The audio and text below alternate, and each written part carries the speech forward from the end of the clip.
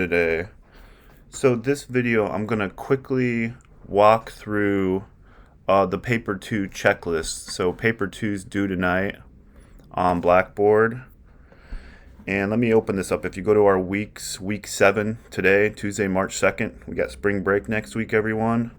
So I'm going to pull up this checklist and just walk through for paper 2 tonight. So this is it. This is what I always do for everything that I do. And if you've watched the previous video, that meticulously walk through outlining and all those notes, we're going over some of the same topics, but it's really important to, before you turn your paper in, check this checklist and look at the assignment sheet. Briefly, number 1, does your introduction set up your paper by specifically mentioning your thing? Jump right into talking about your item, its importance. Don't start your paper with everybody has something important. This is your paper. Jump right into your paper and start to describe your item, your thing, and, ask that question. Do you do this? Do you jump right in? Do you touch upon the areas you will be talking about in the paper? So remember our introduction sheet. In your introduction, you're going to briefly mention some aspects that you will be exploring in length at your paper. You might include a couple sentences when you received the thing, how old you were, why it was important to you, how your relationships changed over time. You'll mention those. And then in your body paragraphs, that's what you'll be talking about at length.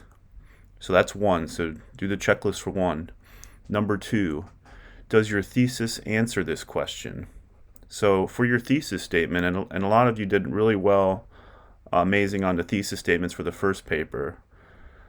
But basically, your thesis statement for this paper, answer this question. What was your thing, and why is it important to you? That's it. What's your thing, why it's important. Make sure your thesis is the last sentence of your introduction. My rule on thesis, remember what I said earlier, anyone should be able to read your thesis on its own, to pluck it out of your paper and know exactly what your paper's about. Mine would be, remember, I think I went on a ramble about, my Darryl Strawberry baseball glove was important to me because it reminded me, I don't have it anymore. It reminded me of the hard work and growth I put into baseball when I was a young boy, right? I mean, that's specific. The mitt, why it's important. 3, do you have body paragraphs that closely and specifically look at your thing and its significance? The last video, we did an outline, a walkthrough. Your first body paragraph or 2 might be when you received it, when you were little and you had it or whatever. Thus, the subsequent body paragraphs might include individuals who remind you of your thing, how they're important. And then your last body paragraph or 2, now, how has it changed? Do your body paragraphs follow meal guidelines? Main idea, evidence, analysis, link. Review the meal handouts.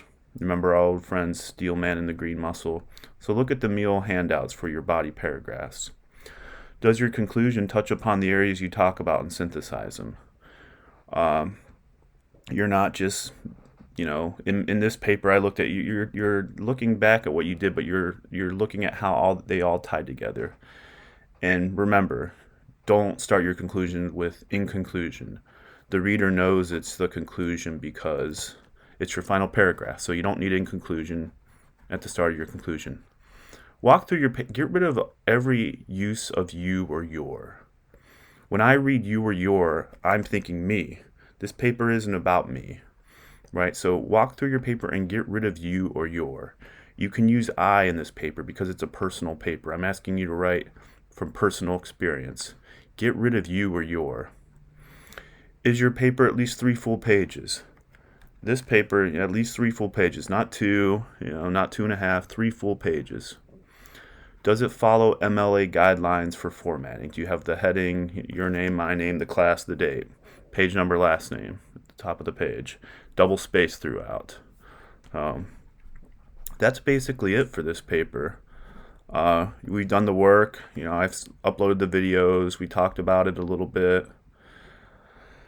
This paper is asking you to do a little bit more than the first, but not a whole lot.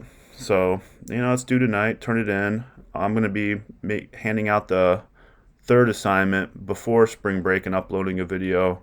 But, if you want to work on it over spring break, it's fine. But have fun on your spring break. When you're juniors, seniors in grad school, you will have a bunch of work over spring break. So enjoy these early ones and don't work too much if you work a lot. So that's it for paper 2. A few notes on the class so far. I put everyone's midterm grades in yesterday. And I sent an email to everyone, which you should have received. And everyone who's turned the work in, if you turned the paper in and did well on it, you're doing well. If you're missing work, you're not doing well. It's as simple as that. So if you've missed work and you want to make things up, please get on that. Email me if you want. If you're struggling with anything, please email me and I'll talk through any of these assignments with you in great detail. Similarly, if you're not feeling the class, if you're like over it, drop out, right? Don't kind of drag this out. Withdraw from class and try it again next time around. So that's basically my spiel for paper 2. I will be back to talk to everybody soon about assignment 3. Have a great break, everyone.